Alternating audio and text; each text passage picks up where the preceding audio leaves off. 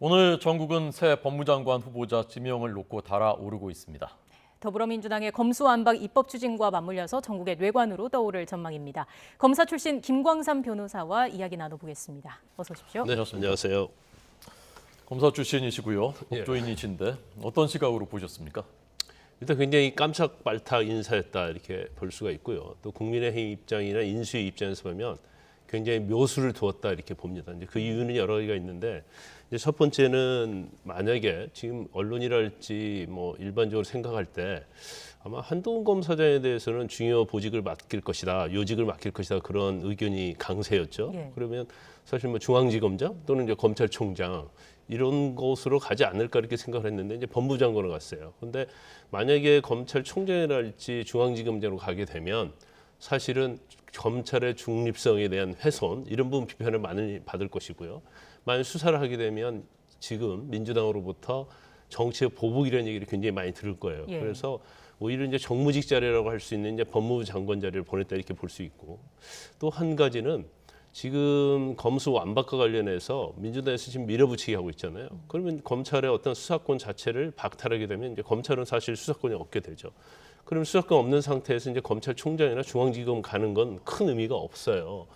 그러면 지금 현재 야당 또는 이제 인수위의 시각은 검수 완박법을 통과시키려고 하는 이유가 대장동과 관련된 특검, 이재명 상임고문에 대한 방탄용이 아니냐 이런 얘기를 하고 있거든요.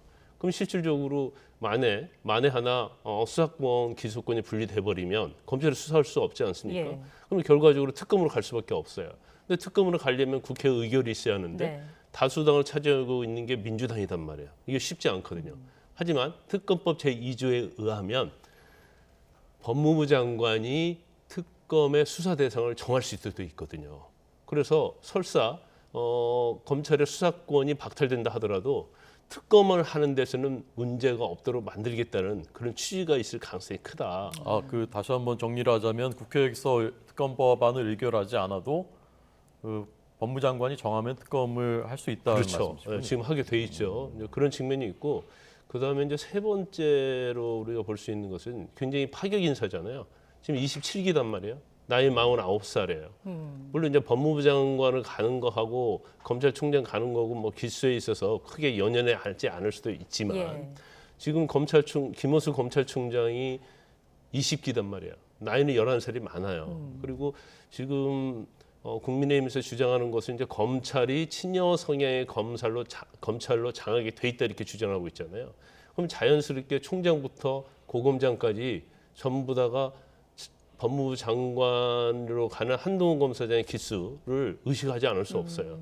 그러면 일부러 뭐 좌천한다랄지 사표를 종용한다랄지 그렇게 되면 사실은 굉장히 논란이 많이 있죠. 예. 그러면 자연스럽게 검찰 인사도 정리될 수 있는 여러 가지 요소를 고려했기 때문에 저는 굉장히 머리를 많이 생각해서 짜낸 묘수가 아닌가 싶습니다. 네. 마지막으로 말씀해주신 그 내용 기수 파괴 관련해서 뭐 사퇴 압박 시그널이 될 수 있다 이런 분석도 나오는데 또 일각에서는 이게 법무부 장관 정무직이고 검찰 지휘부랑 그런 업무적인 면에 있어서 접점이 넓지 않기 때문에 줄 사퇴로 이어지진 않을 것이다 이런 분석도 있더라고요. 그 두 가지 시가 맞긴 맞아요. 왜냐하면 이제 법무부 장관의 기수하고 만약에 한동훈 후보자가 검찰총장에 임명이 되면 이때는 굉장히 기수 서열을 따져요. 왜냐하면 자기보다도 기수가 낮은 사람이 총장으로서 지휘를 했는데 예. 자기는 기수가 더 높은데도 불구하고 지시를 받아야 하는 거거든요. 그러면 거의 이제 사표를 내는 게 맞는데 법무부 장관은 자리는 이제 정무직이거든요. 그렇기 때문에 뭐 행정이랄지 인사권을 총괄을 하지만 구체적인 사건에 대해서 지시를 하지 않기 때문에 네. 사실은 뭐 기수 파괴를 적용하느냐 적용하지 않느냐는 이제 상당히 뭐 약간 뭐 기수가 높은 검사들의 의견에 따라 달라질 수가 있다고 봅니다. 이제 그렇지만 그래도 이제 의식을 하지 않을 수는 없겠죠. 예. 물론 노무현 정부 때 강금실 법무부 장관하고 송광수 검찰총장이 10기 차이가 났어요.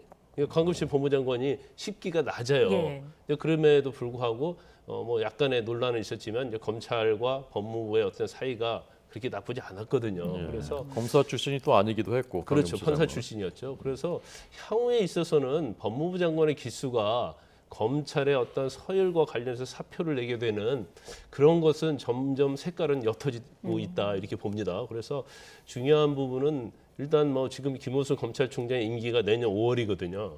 그래서 김호수 검찰총장이 그대로 총장직 유지하느냐 네. 이제 그 부분을 한번 봐야 할 것 같고 그렇지만 지금 현 검찰총장은 검수 안박법과 관련해서 뭐 어떤 상황이 사표를 낼 가능성이 굉장히 크거든요.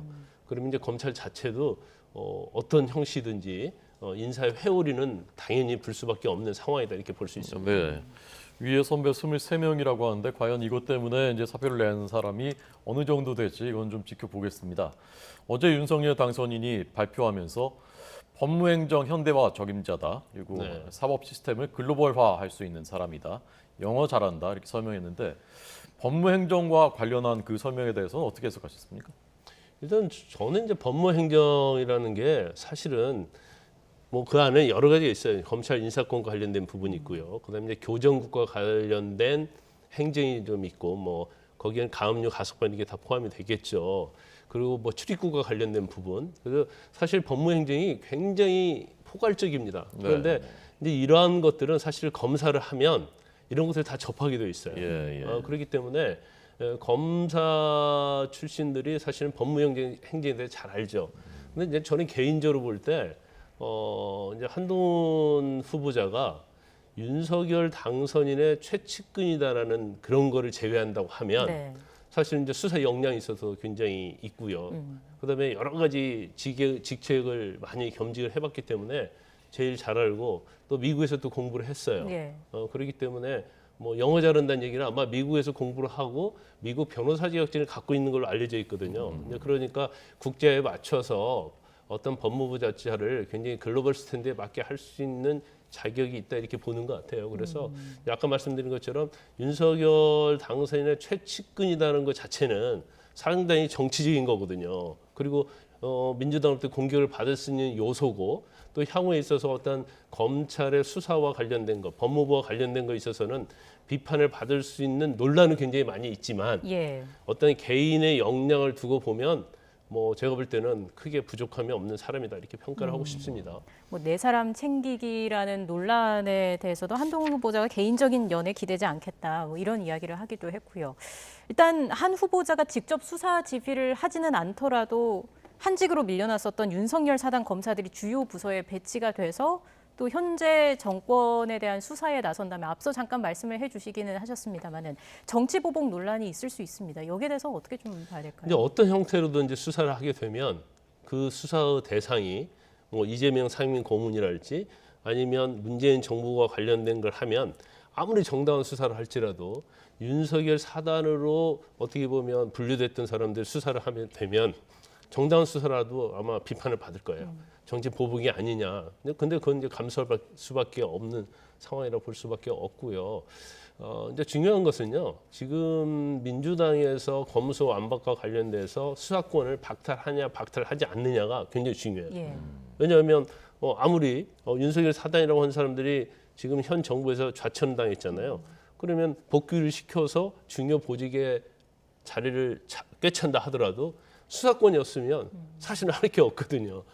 그렇기 때문에 지금 수사권 박탈되냐 되지 않느냐 여부가 굉장히 이제 그러한 측면에 있어서 이제 고려 대상이 될 수가 있다. 저는 그렇게 보기 때문에 이제 추후에 뭐 검찰 수사권 박탈과 관련된 입법 과정이 어떻게 되느냐 네. 이거에 따라서 뭐 논란이 될 수는 있다고 봅니다. 예. 그래서 지금 그 검수안박 법안에는 수사권을 일단은 경찰로 다 가지만 나중에 이제 중대범죄수사청 같은 거 만들어서 법무부 산하에 두는 그런 방안들도 민주당에서 거론돼 왔었는데 만약에 이렇게 법무장관이 된다면은 그 방안도 그 입법되기 어려워지는 거 아닌가요? 제가 이제 아까 묘수라고 말씀을 드렸잖아요. 지금 한동훈 후보자가 법무부 장관이 되면 사실은 민주당은 굉장히 딜레마에 빠질 수밖에 없어요. 첫 번째는 뭐냐면 현 인수위에서 법무장관의 수사 지휘권을 폐지하겠다고 했잖아요. 예. 근데 그것은 입법 사항이에요. 민주당의 동의를 얻지 않으면 할 수가 없어요. 근데 민주당은 수사 지휘권 폐지를 반대를 했잖아요. 그러면 결과적으로 한동훈 후보자는 수사지휘권을 나는 사용하지 않겠다고 했긴 했지만 네, 네. 그건 뭐 상황이 변하면 사용할 수 있는 거거든요. 그러니까 사실은 이게 약간 민주당이 주장하는 것과 좀 상충되는 그런 상황이 있다고 볼 수밖에 없어요. 그다음에 두 번째는 뭐냐면 지금 뭐 이수진 의원이랄지 민주당에서 입법 발의한 내용을 보면 미국식 FBI 뭐 수사하는 부서를 기관을 만들겠다는 거고 또 경우에 따른 중대수사본부청을 만들겠다는 거 아니에요. 근데 그게 법무부 산하로 되어 있거든요. 네, 네. 그럼 오히려 법무부 장관이 지휘를 하게 되면 사실은 검찰 수사권을 박탈하겠다는 그러한 명분 이런 것들이 오히려 더 법무부 장관이 지휘를 하게 돼버리는 예. 그런 상황이 되기 때문에 이미 발의된 법을 또 고쳐야 하는 이제 그런 상황이 돼요. 그래서 근데 굉장히 난감할 거예요. 왜냐하면 법무부 장관이 한동훈 후보자가 됐다고 해서 자기들이 어떻게 보면 입법 취지랄지 명분을 가지고 법을 발의를 했는데 누가 장관이 되느냐에 따라서 이걸 고친다? 이건 사실은 굉장히 설득력이 없고 명분이 없죠. 그래서 아마 민주당 입장에서도 보면 한동훈 후보자가 법무부 장관 되는 것과 안 되는 거 그 차이가 엄청나게 어떻게 보면 향후에 있어서 검찰과 관련된 입법에 있어서 영향이 있기 때문에 예. 아마 말은 하고 있지 않지만 굉장히 고민을 많이 하고 있을 거다 이렇게 봅니다. 그렇기 때문에 또 인사청문회에 관심이 쏠리는 것 같고요. 네. 근데 인사청문회가 아마 지금 사실은 어제 내각이 8명 발표됐잖아요. 그런데 다른 7명은 한동훈 후보자에 다 묻혀버렸어요. 그래서 계속적으로 한동훈 후보자에게 얘기하니까 다른 후보자에도 좀 질문을 해달라 할 정도 했거든요. 그러면 결국 인사청문회 자체는 한동훈 법무부 장관 후보자에 대한 블랙홀이 될 것이다. 이제 그렇지만 장관의 인사청문회는 사실은 야당의 반대에 의해서 채택이 안 된다 하더라도 대통령이 임명할 수 있기 때문에 결과적으로 윤석열 당선인의 스타일로 보면 뭐 임명할 가능성이 굉장히 높다 이렇게 볼 수 있는 거죠. 네. 자, 오늘 전국이 달아오르고 있고요. 저희가 2부에서 또 양쪽의 입장 들어보겠습니다. 지금 이제 나머지 7명은 묻히고 있는데 그 앞에 1차 인선했었던 것 중에서는 제일 지금 논쟁이 되고 있는 것이 복지부 장관입니다. 네. 대통령 당선인의 오랜 친구라고 하니까 더 그런 면도 있는 것 같습니다. 아들, 딸이 그 경북대 의대에 편입을 했는데 그때 경북대 병원장으로 재임하고 있었다.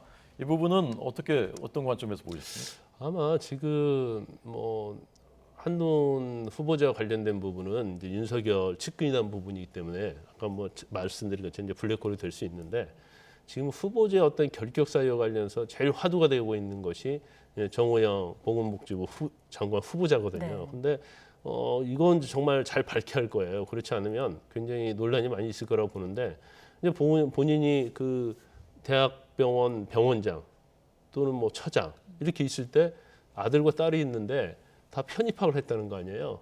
근데 처음에 편입할 때는 한 명은 떨어졌어요. 근데 다음에 됐는데 그것도 지역 인재 뭐 육성과 관련해서 이제 배분하는 과정에서 그렇게 된 거거든요. 그런데 지금 그 편입의 과정을 보면 처음에 서류 면접이죠. 물론 이 부분은 뭐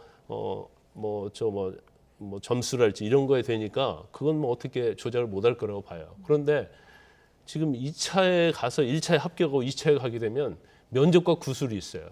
근데 이 부분이 300점이거든요. 예. 그러면 사실은 누가 병원장이랄지 처장의 어떠한 자녀인데 면접과 구술에서 과연 이 부분에서 불이익을 줄 수 있을까? 더군다나 면접이나 구술 과정에서 과연 이걸 청탁을 안 할 수가 있느냐? 이 부분에 대해서는 상당히 어떤 일반적인 시각에서 보면 수긍할 수 없는 측면이 있어요. 그래서 이 부분에 대해서 제대로 정 후보자가 당연히 명백하게 의혹이 있지 않도록 밝히지 않으면 제가 볼 때는 뭐 임명되는 데 있어서도 당선 입장에서도 굉장히 많은 부담을 느낄 거다 이렇게 봅니다. 네, 장관 후보자들에 대해서 정확하게 정밀하게 검증하는 것은 국회의 책무이고 또 국민의 권리이기도 합니다. 앞으로 인사 검증 과정에서 이런 국민들이 갖고 있는 의문 이런 것들이 잘 해소가 됐으면 좋겠습니다. 네, 지금까지 김광삼 변호사와 이야기 나눴습니다. 고맙습니다.